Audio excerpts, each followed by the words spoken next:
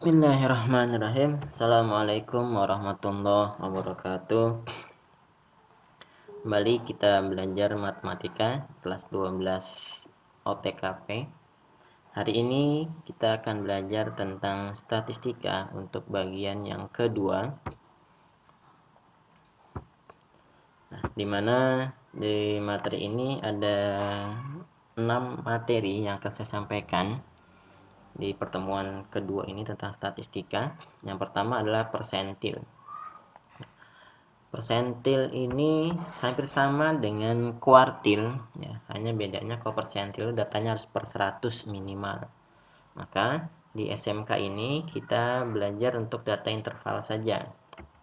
Nah, rumus persentil tidak ada bedanya dengan rumus kuartil ya. Hanya bedanya di sini saja nih letak datanya. Jadi untuk persentil I, PI, persentil ke I adalah tepi bawah kelas persentil I-nya ditambah I per 100 dikali N dikurang sigma FI dibagi FI dikali C. Dengan keterangannya TB adalah tepi bawah kelas persentil, N-nya jumlah data, sigma FI adalah jumlah frekuensi sebelum kelas persentil, FI-nya kelas persentil, dan C-nya panjang kelas. Hampir sama, caranya pun hampir sama dengan yang pertemuan minggu lalu, yaitu kuartil. Kita lihat contohnya. Tabel distribusi frekuensi berikut merupakan data hasil panen penjualan karet oleh Pak Rudi. Nah, lihat ini datanya, ini frekuensinya. Nah, di sini bedanya, kalau di persentil, frekuensi ini harus minimal 100 jumlahnya. Boleh lebih dari 100, 150, 200, dan seterusnya. Tapi kalau di bawah 100 masih kurang valid ya. Jadi minimal datanya di atas 100. Nah, persentil 70 dari data di atas adalah, lihat cara ngerjainnya, kita tulis lagi datanya. Nah, langkah pertama adalah kita cari letak kelas persentilnya. Yang ditanya persentil 70, kita tulis persentil 70. 70 per 100, ini rumusnya, dikali N-nya. N-nya berapa? N itu jumlah dari frekuensinya, kita jumlahin. 12 tambah 18, 30. 30 tambah 30, 60. 60 tambah ini, 77. 77 tambah 23 adalah 100. Kebetulan pas 100 ya, jadi 100. Sehingga 70 per 100 dikali 100 hasilnya 70, coret 100 sama 1 coret tinggal 70 ya. Nah, di mana letak kelasnya dengan frekuensi 70 ini? Kita cek yang jumlahnya ketika frekuensi itu jumlah hasilnya melewati 70. Ya, 12 belum sampai. 12 tambah 18 baru 30, belum sampai ya. Tadi 30 ya. 30 tambah 30, 60. Belum sampai juga. 60 tambah 17, 77. Wah, sampai Pak, ada lebih. Berarti kelasnya ada di sini, di angka 17 ini. 76 sampai 80. Nah, ini. Jadi, sudah tahu kelasnya, ya kita tinggal buat TB-nya. TB-nya adalah yang pinggirnya ini, 76 dikurang setengah, yaitu 75,5. Nah, sigma FI-nya kan tadi kelasnya di sini ya, di 17. Angka di atasnya berapa aja? Ada angka 30, ada angka 18, ada angka 12. Tambahin semuanya. Sehingga jumlahnya 60. FI-nya adalah letak kelas tadi. Di sini kelasnya 17. C-nya adalah kita kurangin 70 kurang 65. Bebas mana aja kuranginnya ya.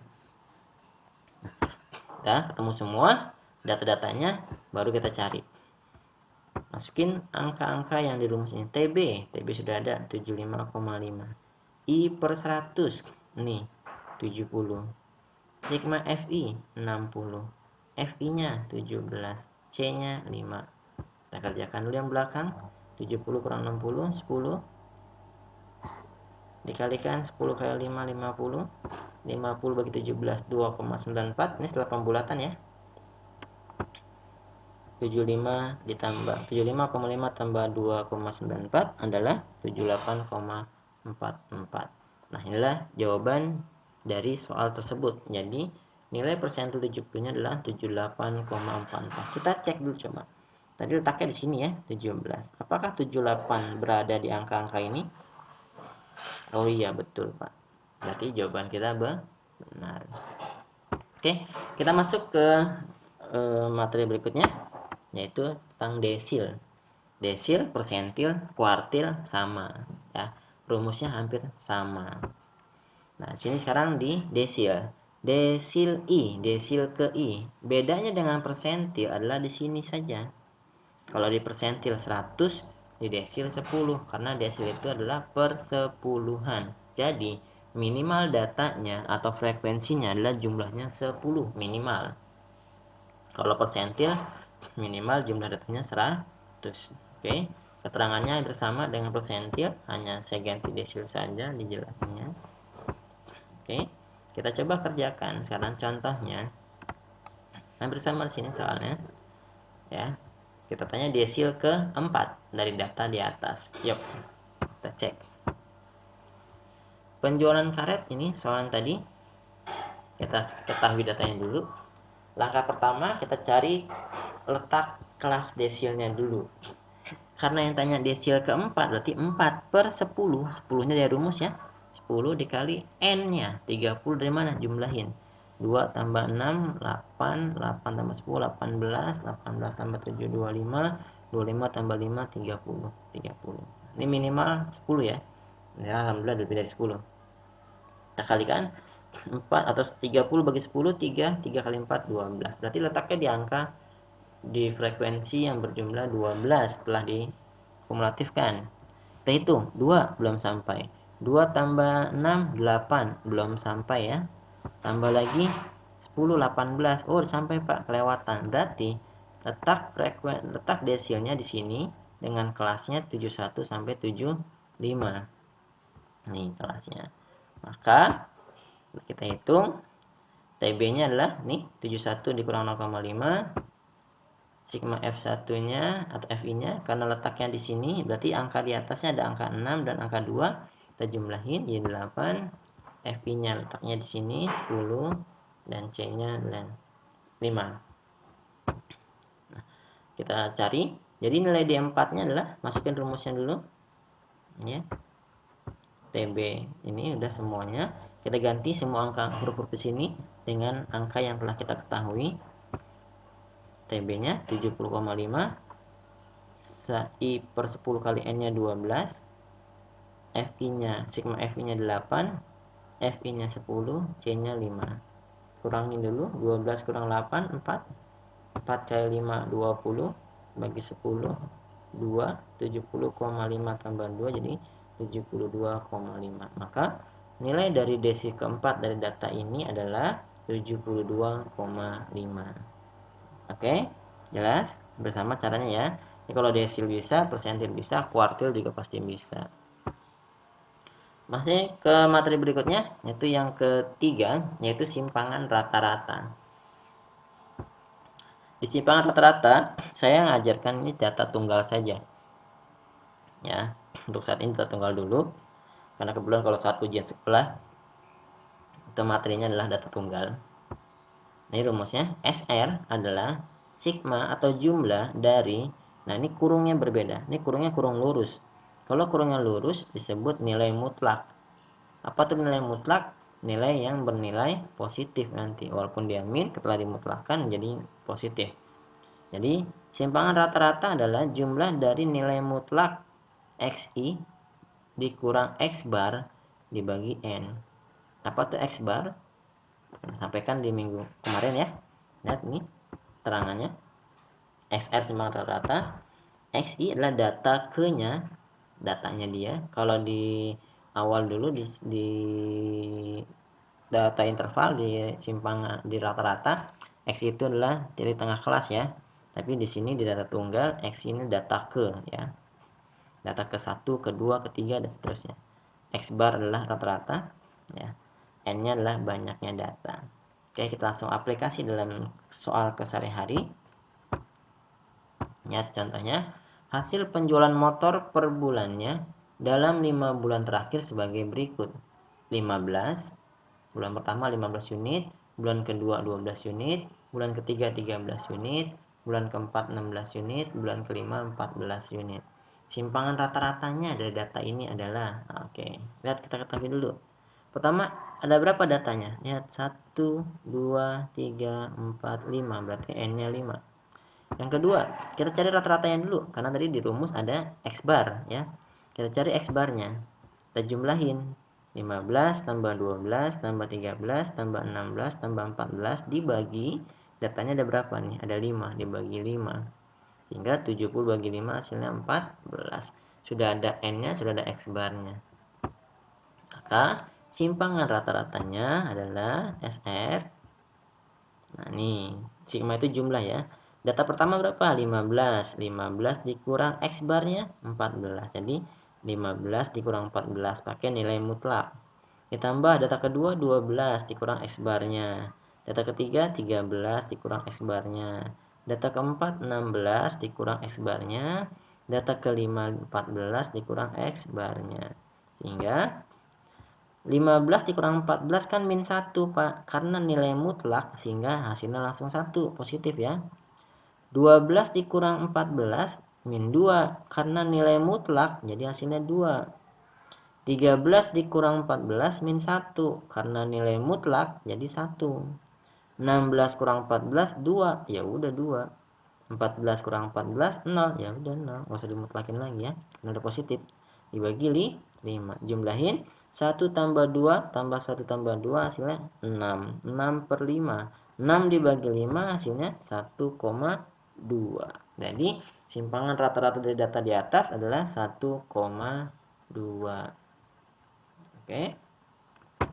Berikutnya kita masuk ke rumus simpangan baku atau dikenal dengan standar deviasi. Bisa simpangan baku, bisa standar deviasi. Ya, ini sama data tunggal. Nah, simbolnya bisa SB, bisa SD atau alfa. Yang lebih familiar adalah yang alfa. Ya, ini alfa. Jelas rumusnya adalah akar dari, pakai akar, jumlah dari XI dikurang X bar. Nih, kayak sama kayak tadi di simpangan rata-rata, XI kurang X bar, bedanya dikuadratin dan diakarin. Ya, kuadrat dibagi N. Sama ini rumusannya, keterangannya. Kita langsung contohnya. Hasil penjualan motor ya dengan soal yang sama, hanya saya ganti standar deviasi. Pertanyaannya. Kita lihat sekarang. N-nya 5, X barnya sama kayak tadi, cari dulu X barnya.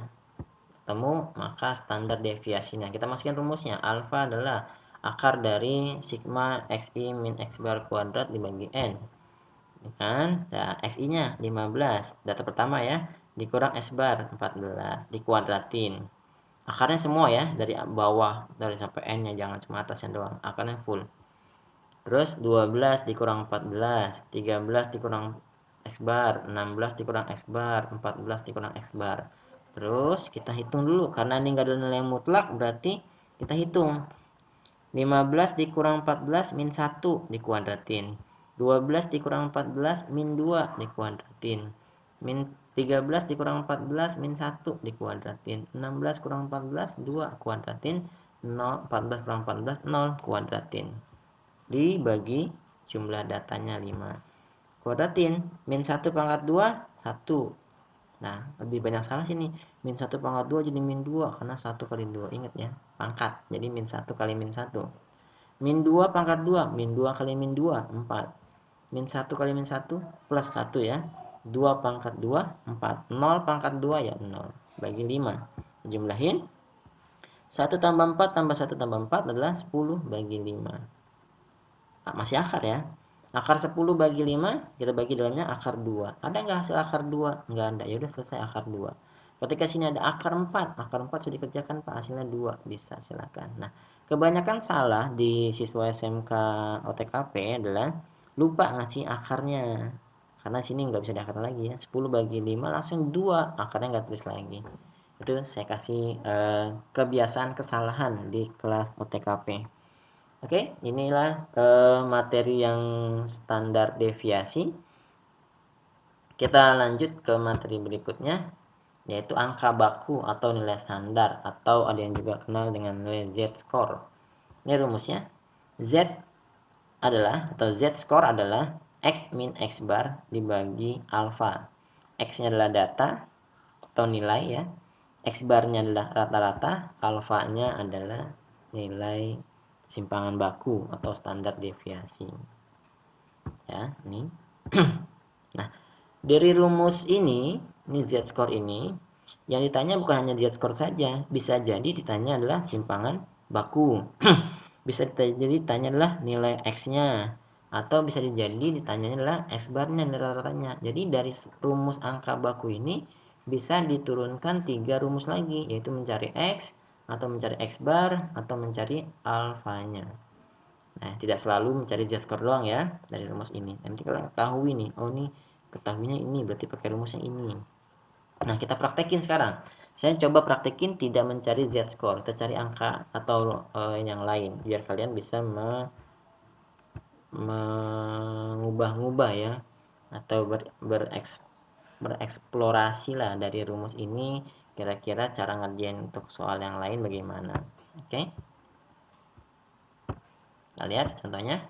Rata-rata tinggi badan siswa baru yang diterima di suatu SMK adalah 157 dengan simpangan baku 2,5. Jika Yulian adalah salah satu siswa baru di SMK tersebut mempunyai angka baku 2, maka tinggi badan Yulian adalah, oke, kita cek dulu. Di sini ada rata-rata 157, berarti apa rata-rata itu simbolnya? Simpangan baku apa simbolnya? Angka baku apa simbolnya ya. Oke, kita lihat. Ketahui tadi rata-rata adalah X bar, simpangan baku adalah alfa, angka baku adalah Z-nya. Berarti yang belum ada apa? X-nya yang belum ada. Nah, kita tulis rumusnya dulu. Z adalah X dikurang X bar dibagi alfa. Kita masukin angka yang ada di sini semua. Z udah ada 2, X-nya nggak ada, X barnya 157, alfanya 2,5. Oke, kita kalikan yang bawahnya. 2 dikali 2,5 terus X dikurang 157. Kalikan dulu, 2 kali 2,5 adalah 5 sama dengan X dikurang 157. Kita yang ditanyakan di X ya. X-nya ada positif, sudah. Biarkan di sini letaknya. Berarti kita pindahin yang ini. 157 pindah ke sebelah kiri jadi plus, karena ini min jadi plus. Sehingga X-nya adalah 5 ditambah 157 162. Jadi tinggi badan Yuli adalah 162 cm. Baik. Yang terakhir adalah koefisien variasi. Ya, disingkat dengan KV. Rumusnya alfa dibagi X bar dikali 100%. Sama halnya dengan Z-score tadi, KV ada tiga variabel. Ada KV, ada alfa, ada X bar. Jadi bisa jadi kita mencari alfanya, atau bisa jadi mencari X barnya atau KV-nya. Jadi dari rumus ini bisa 2 rumus turunan lagi bisa kita jabarkan. Ini keterangannya. Kita langsung ke contohnya. Koefisien variasi nilai ulangan matematika dari sekelompok siswa adalah 25%. Jika standar deviasi dalam kelompok tersebut 1,75, maka nilai rata-rata ulangan matematika dari kelompok siswa tersebut adalah, nah kita lihat nih, koefisien variasi 25, berarti ini apanya? KV-nya. Standar deviasi berarti apanya? Nilai rata-rata yang ditanya berarti apanya? Oke, kita lihat. Diketahui KV udah ada Pak, 25%. Tulis 25%. Ada standar deviasi. Apa standar deviasi? Adalah alfa 1,75. Berarti yang belum ada huruf apa sini? X barnya yang belum ada.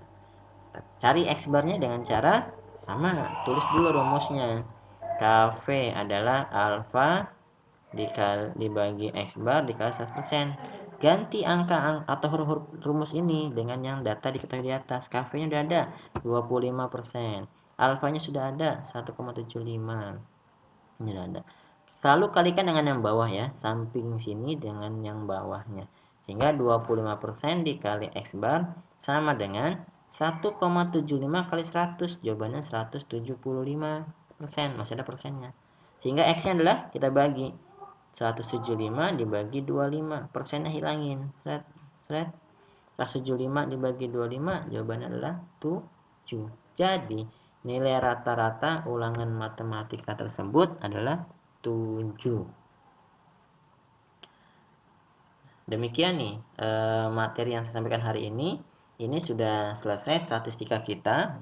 Untuk saya buat 2 pertemuan saja karena kebetulan bulan Februari nanti di akhir ya, di minggu keempat kita sudah ulangan semesteran, dan materinya saya hanya menyampaikan untuk soal statistika saja untuk soal semesterannya. Nah, untuk latihan silakan kalian kerjakan, ada 5 soal. Untuk soal kelima ada 2 pertanyaan ya, persentil 70 dan desil ketiga. Silakan kalian kerjakan ya, nanti dikumpulkan di classroom seperti biasa ya. Waktunya sampai hari Minggu jam 5, berhubung kalian sedang latihan praktek untuk persiapan uji sertifikasi kompetensi. Terima kasih dari saya, kurang lebihnya mohon maaf. Jika ada yang kesulitan silahkan sampaikan melalui WA ke saya langsung ya. Assalamualaikum warahmatullahi wabarakatuh.